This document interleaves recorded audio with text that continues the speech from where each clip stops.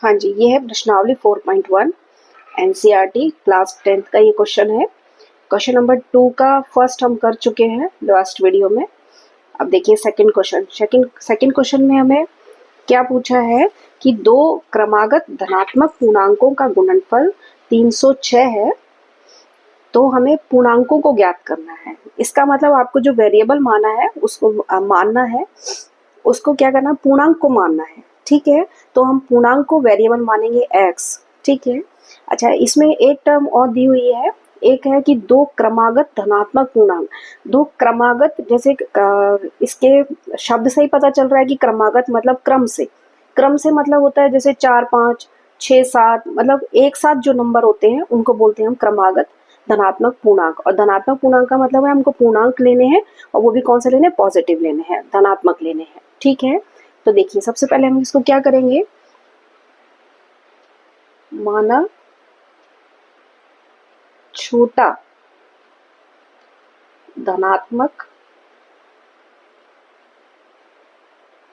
पूर्णांक, मान लिया हमने एक चर x। ठीक है, हमने जो छोटा धनात्मक पूर्णांक x ले लिया है, जैसे मैंने आपको बताया कि 3 या 4 5 या 6, जैसे 3 या 4 है तो 3 छोटा हो गया, 4 बड़ा हो गया। इसीलिए हमने क्या किया है इसमें कि छोटा धनात्मक पूर्णांक हमने ले लिया है x। अतः बड़ा धनात्मक पूर्णांक, अब हम बड़ा धनात्मक पूर्णांक कैसे लेंगे, जैसे 3 और 4 मैंने आपको बताया था कि 3 होता है 4 होता है, तो 3 में +1 करेंगे तो 4 आ जाएगा।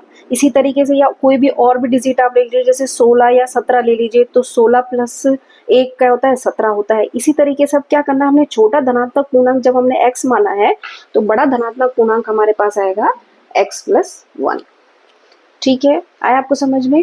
अब देखिए, अब क्या करना है हमें, प्रश्न अनुसार। अब हमें देखना है प्रश्न अनुसार क्या दे रखा है हमको कि दो क्रमागत धनात्मक पूर्णांकों का जो गुणनफल है। ठीक है, अब हमें इन दोनों संख्याओं का, जो हमने वेरिएबल माना है, जो चर हमने माने हैं x और x + 1, उनका गुणनफल लेना है, और वो किसके बराबर आएगा, 306 के बराबर। ठीक है, प्रश्न अनुसार ये x पहली संख्या गुणा दूसरी संख्या, ठीक है, बराबर है हमारे 306। गुणा में मैंने इसीलिए नहीं लिखा है क्योंकि ये एक x + 1 है, इसलिए हम इसको ब्रैकेट में लेके चलेंगे। ठीक है, सिंपल सा क्वेश्चन है। अब आप इसको आगे गुणा कीजिए, x को पहले x से गुणा कीजिए, x², फिर x को +1 से कीजिए, x 306। अब मैं इस 306 का पक्षांतरण कर लूंगी, मैं इसको इधर ले आऊंगी तो ये हो जाएगा -306, प्लस का है माइनस का हो जाएगा, और इक्वल टू में 0 हो जाएगा। ठीक है, ये हमारी आ गई द्विघात समीकरण।